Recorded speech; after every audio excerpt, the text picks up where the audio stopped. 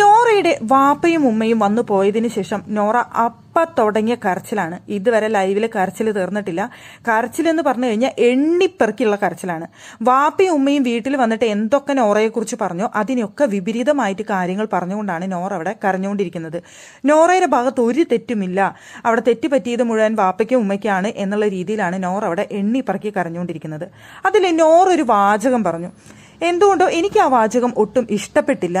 അത് നോറയ്ക്ക് ചിലപ്പോൾ തെറ്റായിട്ട് തോന്നുന്നുണ്ടാവില്ലായിരിക്കാം, നോറയുടെ കൺസെപ്റ്റിൽ അങ്ങനെ ആയിരിക്കാം. പക്ഷെ എനിക്കെന്തോ വാപ്പയെയും ഉമ്മയെയും കുറിച്ച് അങ്ങനെ പറഞ്ഞത് എന്തോ എനിക്ക് ഇഷ്ടപ്പെട്ടില്ല. വാചകം ഇതാണ്, അവർ രണ്ടുപേരും ഇപ്പോഴും പൊട്ടക്കിണറ്റിൽ കിടക്കുന്ന തവളകളാണെന്ന്. ആ ഒരു വാക്ക് എനിക്കെന്തോ ഭയങ്കരമായിട്ട് അൺസൈക്കബിൾ ആയിട്ടാണ് എനിക്ക് തോന്നിയത്. ആ വാപ്പയുടെയും ഉമ്മയുടെയും സംസാരം കേട്ടിട്ട് എനിക്ക് അങ്ങനെ ഫീൽ ചെയ്തേയില്ല. സോഷ്യൽ മീഡിയ പ്ലാറ്റ്ഫോം എന്ന് പറയുന്നത് എന്തായാലും അവിടെ പോസിറ്റീവും നെഗറ്റീവുമായിട്ടുള്ള ഒരുപാട് കാര്യങ്ങളുണ്ട്. ആ വാപ്പ തന്നെ പറയുന്നുണ്ടായിരുന്നു, പോസിറ്റീവും നെഗറ്റീവും കിട്ടുന്ന കാര്യമാണ് ഈ ഫോണാണെങ്കിലും സോഷ്യൽ മീഡിയ ആണെങ്കിലും. അതിൻ്റെ ഉള്ളിൽ നിന്നുകൊണ്ട് നമുക്ക് എപ്പോഴും നല്ലത് വരണമെന്നോ എപ്പോഴും ചീത്ത വരണമെന്നോ ഇല്ല എന്ന് ആ വാപ്പ മനസ്സിലാക്കിക്കൊണ്ട് തന്നെയാണ് സംസാരിക്കുന്നതായിട്ട് എനിക്ക് തോന്നിയത്. പിന്നെ മകൾ ഒരു നല്ല പൊസിഷനിൽ എത്തണമെന്ന് ആഗ്രഹിക്കാത്ത വാപ്പയും ഉമ്മയും ഉണ്ടാവോ? ഏത് പേരൻസ് ആണ് അത് ആഗ്രഹിക്കാത്തത്? അവരുടെ ആഗ്രഹമല്ല അവരത് പറഞ്ഞത്. ആ ആഗ്രഹം കഴിയുമെങ്കിൽ സാധിച്ചു കൊടുക്കുകയാണ് നോറ അവിടെ വേണ്ടത്. സാധിച്ചു കൊടുക്കാം. ഞാൻ 2 വർഷം മുന്നേ തന്നെ IAS കോച്ചിങ്ങിന് ഞാൻ ചേർന്നിട്ടിട്ടുണ്ട്, പക്ഷെ എനിക്ക് പോവാൻ പറ്റിയിട്ടില്ല എന്ന്.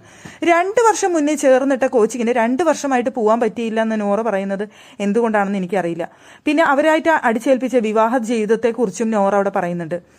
ഞാൻ അവരുടെ അടുത്ത് വാശി കാണിച്ചിട്ടില്ല, ഞാൻ അവരുടെ അടുത്ത് ദേഷ്യം കാണിച്ചിട്ടില്ല, ഞാൻ അവരെ ബ്ലാക്ക് മെയിൽ ചെയ്തിട്ടില്ല എന്നൊക്കെ പറഞ്ഞുകൊണ്ടാണ് നോറ അവിടെ എണ്ണിപ്പെറുക്കി കരയുന്നത്.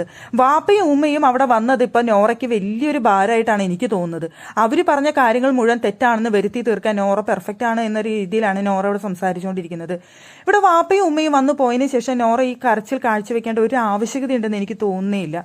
അവിടെ മര്യാദ രീതിയിൽ വാപ്പയും ഉമ്മയും വന്ന് പറഞ്ഞു പോയി, കാര്യം കഴിഞ്ഞു. അവരുടെ ആഗ്രഹത്തിന് IAS കോച്ചിങ് ഒന്ന് ട്രൈ ചെയ്യുക, അല്ലെങ്കിൽ അത് എങ്ങനെയെങ്കിലും നേടിയെടുക്കാൻ നോക്കുക, അവിടെ തീർന്നു.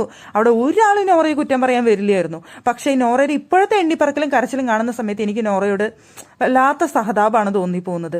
ആ വാപ്പയും ഉമ്മയും എനിക്ക് വളരെ പോസിറ്റീവായിട്ടാണല്ലോ അവർ അതിനൊക്കെ കണ്ട് നോറയുടെ അടുത്തേക്ക് എത്തിയല്ലോ അവർ വാപ്പയും ഉമ്മയും. അപ്പോൾ അവളെ ഉൾക്കൊണ്ടുകൊണ്ടാണ് അവർ എത്തിയത്. പിന്നെ അവർ പറഞ്ഞതിനെ ദോഷമായി പറഞ്ഞുകൊണ്ട് എണ്ണിപ്പറക്കി കരയുന്ന നോറയെ കണ്ടപ്പോൾ വെറും സഹതാപം മാത്രം.